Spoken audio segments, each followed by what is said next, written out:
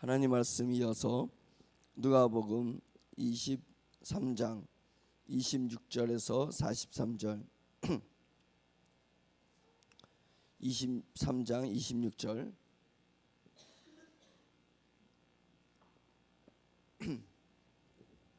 한 목소리로 같이 읽겠습니다. 시작. 그들이 예수를 끌고 갈 때에 시몬이라는 구레네 사람이 시골에서 온 것을 붙들어 그에게 십자가를 지워 예수를 따르게 하더라. 또 백성과 및 그를 위하여 가슴을 치며 슬피 우는 여자의 큰 무리가 따라오는지라. 예수께서 돌이켜 그들을 향하여 이르시되 예루살렘의 딸들아 나를 위하여 울지 말고 너희와 너희 자녀를 위하여 울라.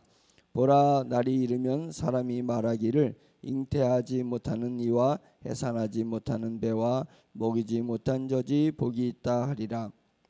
그때 사람이 산들을 대하여 우리 위에 무너지라 하며 작은 산들을 대하여 우리를 덮으라 하리라.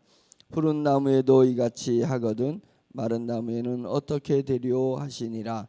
또 다른 두 행악자도 사형을 받게 되어 예수와 함께 끌려가니라. 해골이라 하는 곳에 이르러 거기서 예수를 십자가에 못 박고 두 행악자도 그렇게 하니 하나는 우편에 하나는 좌편에 있더라. 이에 예수께서 이르시되 아버지 저들을 사하여 주옵소서 자기들이 하는 것을 알지 못함이니이다 하시더라. 그들이 그의 옷을 나눠 제비 뽑을새 백성은 서서 구경하는데 관리들은 비웃어 이르되 저가 남을 구원하였으니 만일 하나님이 택하신 자 그리스도이면 자신도 구원할지어다 하고 군인들도 희롱하면서 나와 신포도주를 주며 이르되 내가 만일 유대인의 왕이면 내가 너를 구원하라 하더라. 그의 위에 이는 유대인의 왕이라 쓴 패가 있더라.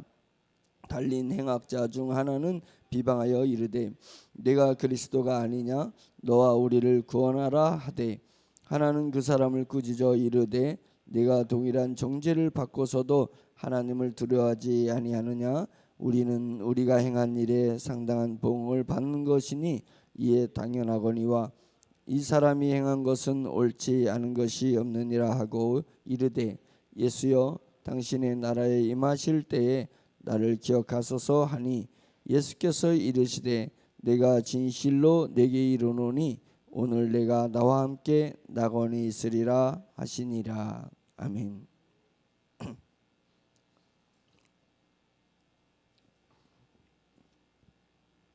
오늘 말씀에서 마음에 와 닿는 것은 억지로 십자가의 길을 걸은 사람과 또 우연히 십자가를 걸은 사람을 오늘 말씀에서 표현해 주고 있습니다. 억지로 십자가의 길을 걸은 사람은 구레네 사람 시몬을 얘기하고 있습니다. 구레네 사람 시몬은 십자가를 지고 싶어서 예루살렘에 온 사람이 아닙니다. 예루살렘에 명절이 있기 때문에 예루살렘에 온 사람인데 예수님이 너무 40대 가는 매를 맞다 보니까 채찍에 갈고리를 달아서 때리니까 최소 40점의 살이 찢겨 나가는 거고 그 사이사이에 채찍이 휘감았을 때에 피멍이 들었다는 거니까 이 몸이 한 줄이 휙 감으면 이게 몸이 몇 바퀴 이렇게 돌잖아요. 돌면서 피멍이 쫙 생기고 마지막에 채찍이 몸에 탁 휘감으면서 뺄 때 살을 뜯어 나가는 거거든요. 그러니까 그 과정에서 대개 살인자 또는 사형을 시킬 자 외에는 40에 하나를 감하는 매라는 것이 있습니다. 그러니까 40대를 때리게 되면 죽을 수도 있기 때문에 40에 하나를 감하는 매를 때리는데 예수님은 40대를 때렸다는 거예요. 예, 그러니까 이미 채찍에 맞으면서도 죽을 수도 있는 것입니다. 그러니까 그런 몸을 채찍이 맞아서 피와 살이 많이 뜯기면서 이제 죽어갈 수 있는 그분이 십자가를 또 지고 가는 거예요. 그러니까 인간의 논리상 형평상 갈 수 없죠. 그러니까 십자가를 못 지고 가시니까 자꾸만 쓰러지는 거예요. 그때 옆에서 구경하고 있던 구레네 사람, 구레네에서 온 사람 시몬이라는 사람을 강제로 로마 병사가 강제로 대신 십자가를 지게 했습니다. 그래서 그 얼떨결에 자기가 십자가를 대신 지고 골고다 언덕까지 올라가서 그 십자가에 예수님이 달리게 된 것입니다. 마가복음 15장 21절에 그 구레네 사람 시몬을 뭐라고 표현했냐면 알렉산더와 루포의 아버지다, 이렇게 구체적으로 표현해주고 있습니다. 알렉산더와 루포의 아버지. 그러니까 마가복음은, 마가는 부잣집 아들이었잖아요. 부잣집 아들이니까 뭔가 이 루포하고 인연이 있었던 것 같습니다. 그래서 그 구레네 사람 시몬을 알렉산더와 루포의 아버지라고 정확하게 마가 표현하고 봤을 때는 마가는 유력한 예루살렘의 유지의 집안이었기 때문에 그쪽하고 연관돼서 왔을 거라고 생각이 듭니다. 그래서 마가는 상당히 초대교회에 중추적인 역할을 했던 집안이었습니다. 그래서 로마서 16장 13절에 사도 바울이 로마 교회에 편지를 쫙 쓰면서 마무리 인사를 할 때 뭐라고 얘기했냐면 루포와 루포의 어머니에게 문안을 하라. 그러니까 루포의 어머니는 누구예요? 구레네 사람 시몬의 부인을 얘기하는 거고 그 아들 루포를 얘기하는 것입니다.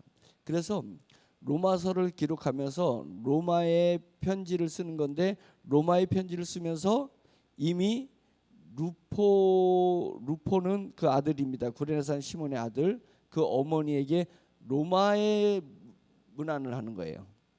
로마 사람들에게 루파 루머니를 에게 내가 오게 있으니까 대신 문안을 여쭤달라, 이렇게 이야기를 하는 것입니다. 그러니까 어쩌면 로마 시민권을 가지고 있는 사람일 수도 있습니다. 그러니까 상당한 유력한 부분이죠. 그래서 사도 바울이 그렇게 하면서 뭐라고 딱 얘기하냐면 루포의 어머니는 나의 어머니다, 이렇게 얘기를 합니다.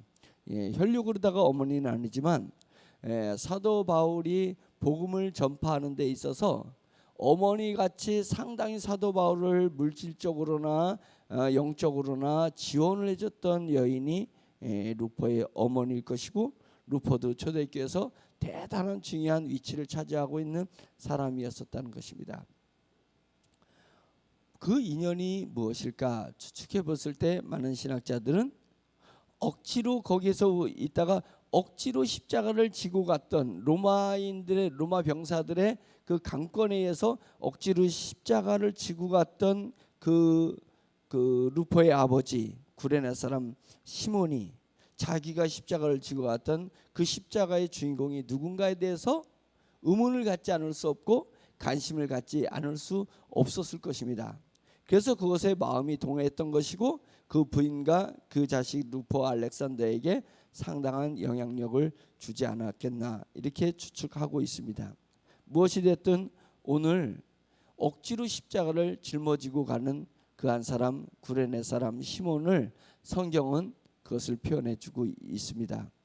우리가 살다 보면 억지로 십자가를 질 경우가 있습니다. 내가 원했던 것이 아닌데 내가 원하지 않는 환경에 내가 처해 있을 수 있습니다. 내가 잘못된 것이 아니고 내 친구가 잘못된 것이고, 아니면 내 직장 동료가 잘못된 것이고, 아니면 나랑 우연히 만난 그 사람이 잘못된 것 때문에 내가 십자가의 길을 지기 시작하는 경우가 있을 수 있습니다. 인간적으로 생각할 때, 육적인 자아로 생각했을 때 그때 왜 그 사람을 만났었을까? 내가 왜 그 사람한테 돈을 빌려줬을까? 그 사건이 나에게 막 후회가 되는 그 삶의 현장이 있었을 것입니다. 왜냐하면 그때 그 나의 잘못된 선택, 그때 잘못된 만남 때문에 내가 고통이 시작됐거든요. 내가 십자가를 억지로 지는 사건이 시작됐거든요. 그런데 이것을 영적으로 보게 되면 그것이 우리에게 내가 계속 그때 그 사람을 만나서 추락하지 않았다면 내 삶은 육체적으로 평탄한 삶이 될 수 있고 호화로운 삶이 될 수 있었지만, 내게 영적으로 그것이 나를 도리어 더 많이 죽이게 하고 오늘의 나를 만들지 못했을 수도 있을 것이다, 이런 생각을 하게 되면 저는 그런 경우가 많이 있습니다.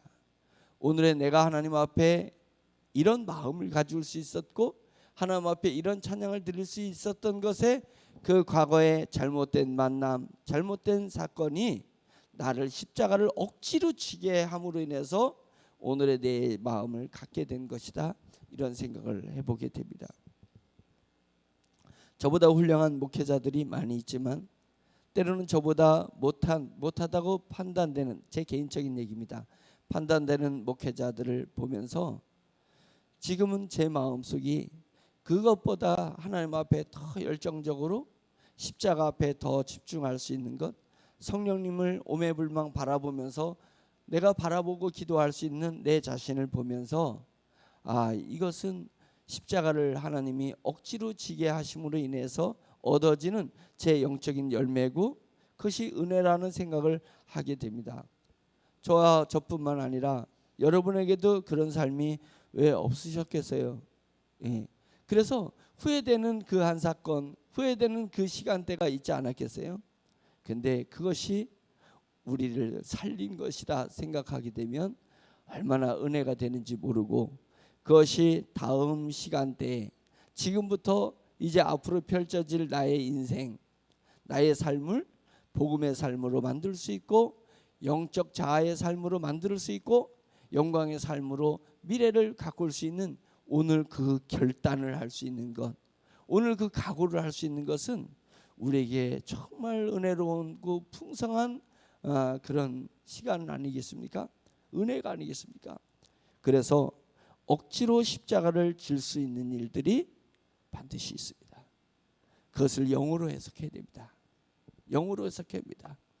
우리가 하나님을 믿노라 하면서 하나님이 우리에게 베풀어 주신 은혜가 왜 우리는 그 은혜를 육적인 눈으로만 보려고 하십니까? 하나님은 영이신데 영의 분들이 주는 은혜가 다르지 않습니까? 내가 시인을 만나면 시인은 꼭 저한테 책을 줘요. 자기가 지은 책. 책을 뭐에 쓰려고 이런 책을 잠깐만 주냐. 시인은 나한테 책을 주는 게 당연한 거 아니겠습니까? 시인이 부잣집 사람들이, 기업을 하는 분들이 주는 명품 제품을 줄 리가 만무하지 않습니까? 시인에게서 받을 것은 시인의 선물이 있습니다. 꽃집을 운영하는 분에게 받을 것은 그에 걸맞는 선물이 있는 것입니다. 우리는 영이신 하나님 앞에 하나님 저에게 은혜를 주세요, 하나님 저에게 복을 주세요라고 기도하고 있습니다. 누구에게? 영이신 하나님에게 우리가 그런 기도를 하고 있습니다. 그러면 영이신 하나님에게서 받을 선물도 우리가 상상해야 되지 않습니까? 기대해야 되지 않습니까? 근데 우리는 영이신 하나님에게 왜 잠깐만 육적인 복을 구하냐 이거예요. 그것을 기대하냐 이거예요. 영이신 하나님에게 구했으면 영적인 은혜와 영적인 축복과 영적인 강건함을 기대해야 되지 않겠습니까? 하나님은 우리가 영원한 시간대를 살아갈 사람들이기 때문에 영원한 시간대에 유익한 것을 우리에게 주십니다. 그 선물이 때로는 억지로 지고 가야 될 십자가일 수도 있습니다. 그것이 선물일 수 있습니다. 그래서 우리가 신앙생활의 지난 과거를 돌이켜보면 내 영이 성숙해 간 것을 보고 감사할 수 있습니다. 전 정말 감사합니다.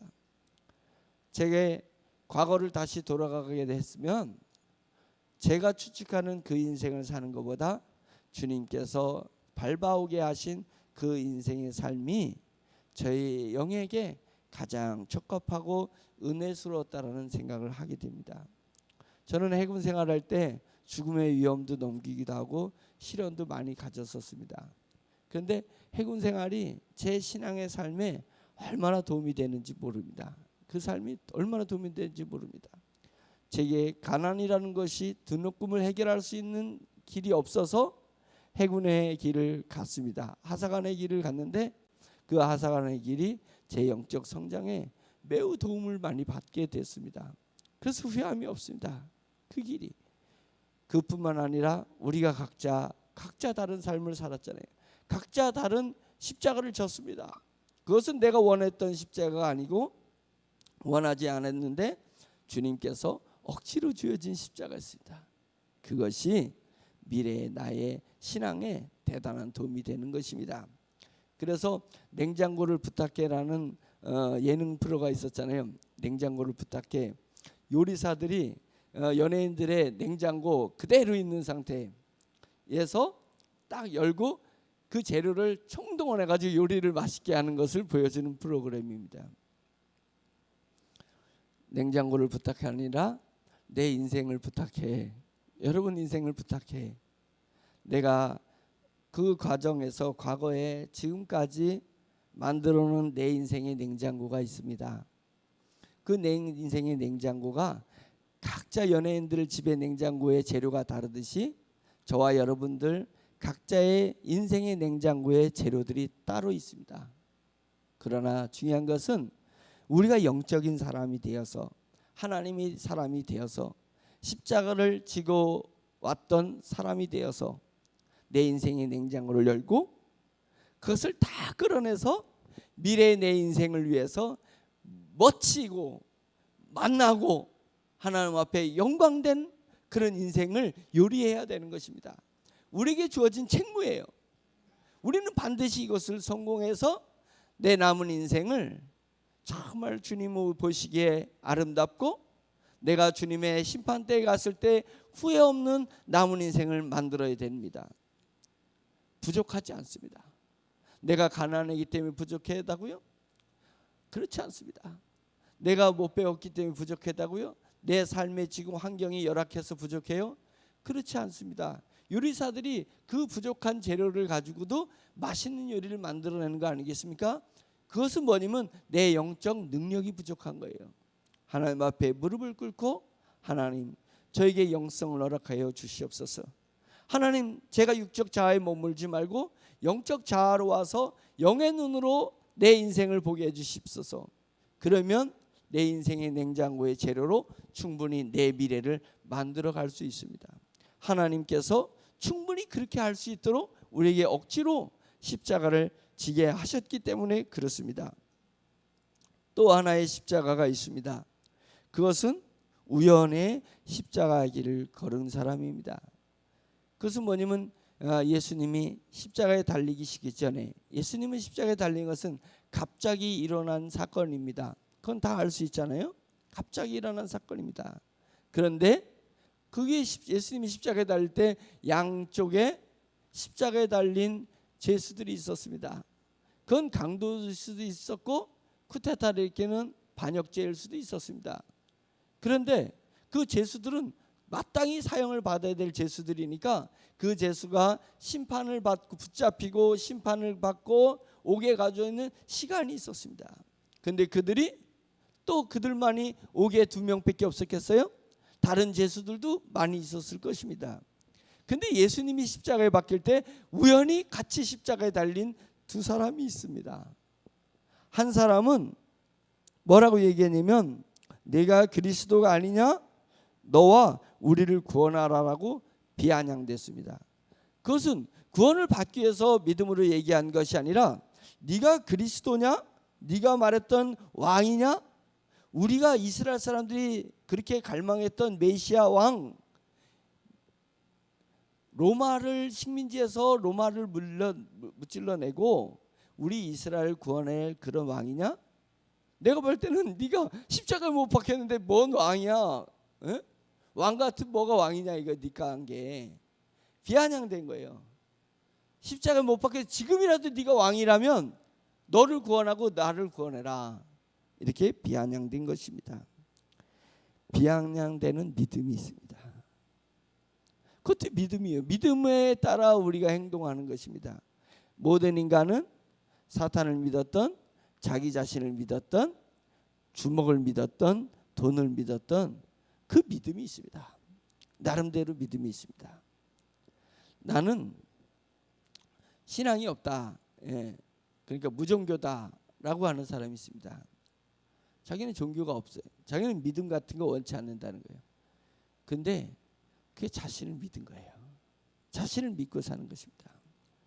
제가 어느 날은 서울로 가기 위해서 버스를 타면서 딱 버스에 앉아서 안전벨트를 매고 자야 되겠다라고 생각할 때 갑자기 내 가슴에 넌 무슨 믿음으로 잘 수 있냐 이거예요.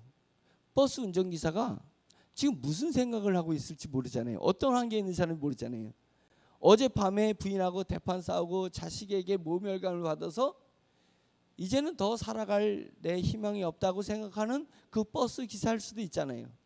또는 어제 밤늦게 친구들하고 술 먹고 이제는 피곤한 가운데서 졸을 수 있는 기사일 수도 있잖아요.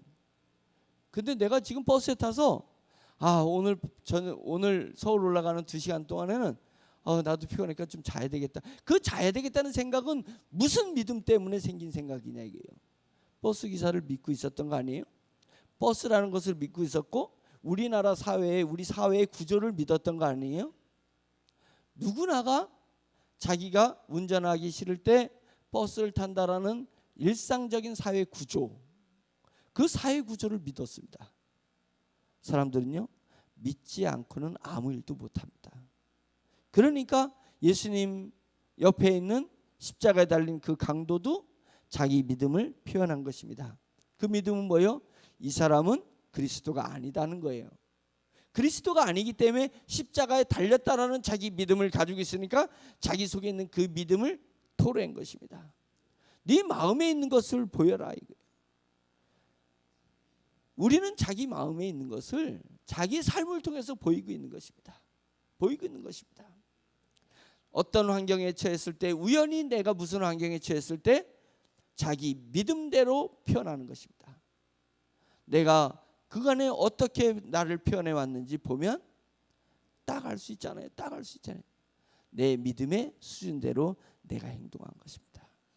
그래서 제가 정말 내 평생 계속 교회에서 생활을 해왔잖아요. 교회를 벗어나서 생활한 적이 없습니다. 그러니까 교인들을 어렸을 때부터 지금까지 교인들을 봤어요. 이 교인들을 보면 교인들의 행동을 이렇게 쭉 보면 자기 믿음대로 판단해요. 자기 믿음대로 행동해요. 딱 그게 맞습니다. 아니라고 얘기하지만 기예요. 내 언어와 내 행동과 내 자세에서 내 믿음이 표현되는 것입니다. 내 믿음대로 표현되는 것입니다. 저도 그것이 보이는데 하늘의 천군과 천사가 우리를 어떻게 훤히 안 보겠습니까? 다 보고 있는 것입니다. 성령님은 더 자세히 보는 거예요. 더 자세히 보는 거예요. 제가 오늘 아침에 누군가에게 카톡을 보내면서 그랬습니다. 저는 하나님 앞에 기도할 때마다 그대 앞에 서면 왜 이렇게 작아지는가 라고 하는 노래 가사처럼 에모의 가사처럼 제가 주님 앞에 다 무릎 꿇을 때는 주님 앞에 내 모습을 보일 때는 너무 작아지고 초라해질 때가 많이 있습니다. 하나님 죄송해요. 제가 그때 더 큰 믿음을 보일 수 있었을 텐데 내가 왜 그때 그런 말을 했었을까? 내가 왜 그때 그런 믿음을 보였을까? 예? 어제 일이나 과거 일을 돌이켜보면서 하나님 앞에 후회하고 죄송하게 고백하는 때가 있습니다. 그럴 때면 주님 앞에 작아지는 거예요. 내 자신이 작아지는 것입니다. 성령님이 나를 보고 계시고 우리 주님이 지금도 십자가 위에서 나를 보고 계실 때는 그 기준을 나에다가 두지 말아요. 내 자신에게 두면 사탄은 내 자신을 자꾸만 높이기 때문에 내가 자꾸만 내 행동이 위대하게 보이는 것입니다. 내 행동이 잘한 것처럼 보이는 것입니다. 철저히 육적인 행동이었고 철저히 교만한 행동이었는데 철저히 외식된 행동이었는데 그것이 변명이 되고 그것이 변호가 돼서 철저히 그것이 잘나 보이는 거예요. 그리고 남은 못나 보이는 거예요. 하루가 지나고 주님 앞에 무릎을 꿇은데도 정말 영이신 주님이 안 보이고 내가 기준이 되니까 자꾸만 남 탓이 되는 것입니다. 남 탓이 되는 것입니다. 왜요? 왜 남 탓을 하는 거예요? 왜 남을 낮게 생각하는 거예요? 그것은 나를 높이기 위한 수단이기 때문에 그렇습니다. 이것이 육적 자아를 계속 충동질하는 사탄의 열매예요. 사탄의 열매는 나를 어떻게든지 높여야 되는 것입니다. 그래서 자존감에 깊은 상처를 받은 사람의 행동을 보면 철저히 날카롭게 남을 비하하는 행동을 합니다. 그 사람은 끊임없이 남을 비하해. 왜요? 내 자존감이 낮아졌기 때문에 그래요. 내 자존감이 낮아지니까 남을 나보다 더 낮춰야 내가 살 것 같거든. 그런데 하나님 앞에 가서 내 모든 심령의 중심을 보시는 하나님을 내가 생각하면 주님 앞에 나를 낮출 수가 있습니다. 그래서 주님 앞에 진심으로 무릎을 꿇어야 돼요. 그래야 나의 현주소, 나의 진정한 영적 정체성을 주님 앞에 드러낼 수가 있습니다. 그러면 치유가 된다니까요. 그때 영이 치유가 돼요. 영이 치유가 되면 내 육적인 모습과 내 육적인 신분과 내 육적인 세상의 판단이 아무렇지도 않게 생각돼요. 아무렇지도 않게 생각돼요. 우리는 주님 앞에 나서야 되는 것입니다. 그런데 한 사람은 자기 믿음을 어떻게 표현하냐면, 예수여 당신의 나라에 임하실 때에 나를 기억하옵소서. 그분은 자기 믿음이 이분이 진정한 메시아라는 것을 믿었습니다. 자기 신분이 사형수라도 아무 상관없습니다. 자기가 어떤 환경에 처했든지 이제 몇 분 후에 죽어야 되든지 아무 상관이 없습니다.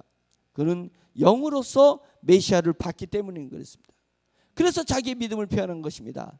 주님의 나라에 갔을 때, 천국에 갔을 때 나를 기억해달라고, 나를 기억해달라고, 우연히 만났지만 우연히 만난 나를 기억해달라고 고백했을 때 예수님이 진실로 내게 이르노니 오늘 내가 나와 함께 낙원에 있으리라.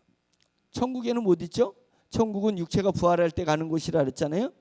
그러면 영혼만 가 있는 곳이 낙원이잖아요. 그러니까 예수님이 그렇게 표현하신 거죠. 네가 나와 함께 오늘 낙원에 있으리라. 구원받게 된 것입니다. 얼마나 판타지예요. 얼마나 절정입니까?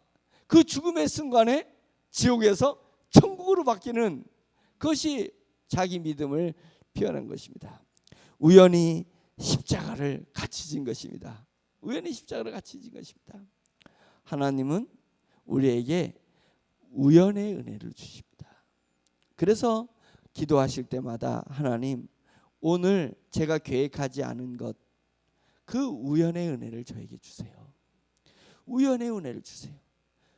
우연히 내가 가야 할 길을 안 가고 갑자기 저쪽 길을, 새길을 가고 싶을 때가 있잖아요. 그러면 새길을 가보세요. 새길을 가보시라고. 마음에 감동이 올 때 새길을 가보면 우연히 만나는 만남이 있을 겁니다.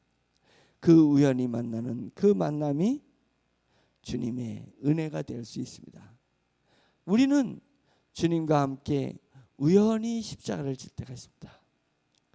억지로 십자가를 질 때가 있고 우연히 십자가를 질 때가 있습니다. 그래서 하나님은 우연을 필연으로 우리에게 복주시는 분이기 때문에 그렇습니다. 주님께서 36절에 이런 말씀이 36절에 이런 말이 있습니다. 백성은 서서 구경하는데 관리들은 비웃어 이르되 저가 남을 구원하였으니 만일 하나님이 택하신 자 그리스도이면 자신도 구원할지어다. 예수님이 남을 이제까지 많이 구원했잖아요. 그건 소식을 들어서 알았어요. 남을 많이 구원했으면 당연히 네 자신도 구원할 거 아니야. 다르게 하면 남을 구원하는 게 사실이라면 오늘 네가 너를 구원할 것이다 라고 이야기하는 것입니다. 이기주의자들은 이타주의의 맛을 모릅니다. 그래서 나를 배불리 채워야, 나를 입혀야, 우리 집안을 살려야 그것이 나를 행복하게 하는 것이고 그것이 나를 기쁘게 하는 것이고 그것이 내 인생을 보람되게 하는 것이라고 생각들 합니다. 왜요? 이타주의의 맛을 모르기 때문에 그렇습니다. 근데 하나님은 인간을 만들 때 사람다운 사람은 이타주의인 사람이기를 원하셨습니다. 나를 위해서 내 인생을 허비하는 것이 아니라 타인을 위해서 내 인생을 허비할 줄 아는 사람, 나의 시간과 나의 것을 쓸 줄 아는 사람, 그 사람은 속에서부터 우러나오는 그 카타르시스가 있다는 거예요. 알 수 없는 영적인 기쁨이 있고, 야, 내가 이제 사는 거구나, 내가 인간다운 삶을 사는 거구나, 이게 보람되는 거구나, 그것을 느끼는 것입니다. 그래서 해외 나가서 선교하는 분이라든지 집을 짓는 헤비다튼가 집을 짓는 그런 데 봉사하는 사람이라든지 틈만 남은 해외 가서 그 가난한 사람들을 위해서 일하고 선교하고 봉사하는 사람, 이타주의적인 삶을 사람들은 왜 저 사람들은 저렇게 할 수 있을까? 좀 1년은 그렇게 방학 때 나가서 살 수 있지만 그 외에는 좀 몇 년은 자기를 위해서 여가를 누리고 휴가도 가고 가족들이 할 수 있는데 완전 미친 사람처럼 나가. 미친 사람처럼. 그들은 무엇 때문에 그렇게 미칠까요? 억지로 하는 걸까요? 정말 인내하면서 하는 걸까요? 몇 년은 그렇게 할 수 있는데 어떻게 그럴 수 있단 말인가? 뭐가 있어요? 그 맛이 있는 것입니다. 이타주기 사람이 느낄 수 있는 그 맛이 있는데, 내가 평생을 이기주의로 나를 위해서 내 가정만을 위해서 산 사람은 남의 가정을 위해서 타인을 위해서 사는 것이 이상하다니까요. 그러니까 그들은 얼마나 유대인 지도자들이 이기적이었습니까? 영적인 것을 육적으로 바꾸는 철저한 육적 이기주의자였잖아요. 그러니까 예수님한테도 네가 남을 구원했다면 지금 너를 구원할 것이다 라고 이야기를 하는 것입니다. 이기주의자들은 이타주의의 그 맛을 모릅니다. 또한 육적 자아의 사람들은 영적 삶의 맛을 모릅니다. 주 예수 그리스도께서 주시는 참 행복과 참 기쁨이 있습니다. 영적 자아가 누리는 것이 있습니다. 그래서 나를 위해서 사는 것이 아니라 주를 위해서 사는, 베드로와 제자들이 변화산에 가서 예수님과 엘리야가 오고 모세가 왔을 때 그 영적인 그 광경을 봤습니다.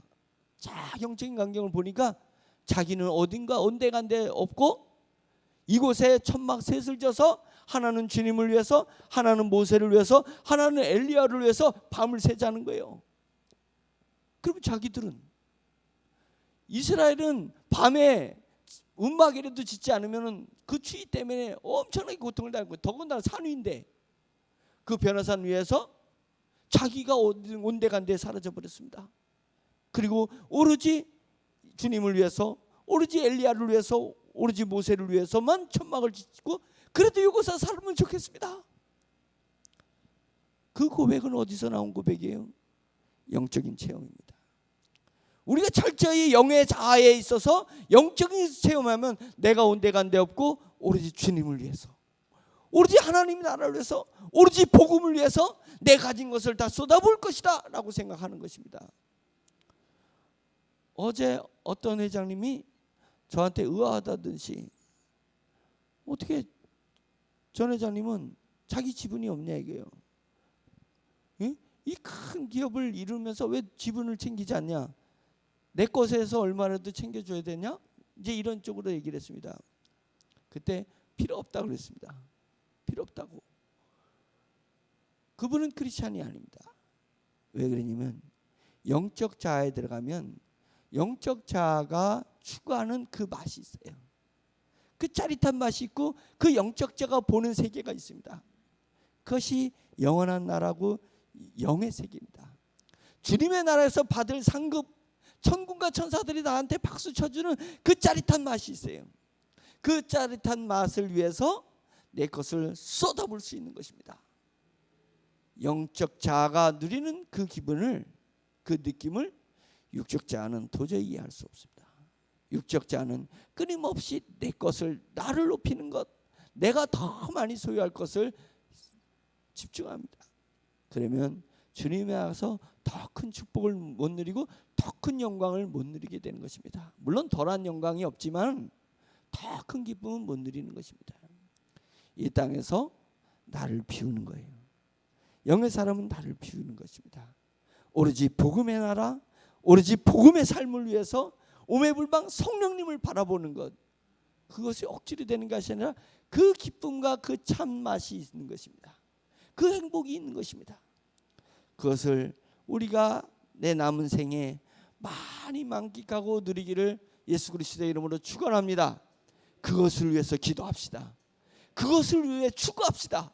그러면 지금은 되지 않는다 할지라도 언제가 하나님이 영이 내게 역사하셔서 그 하늘의 영광의 맛을 우리가 느낄 수 있도록 해주실 것입니다.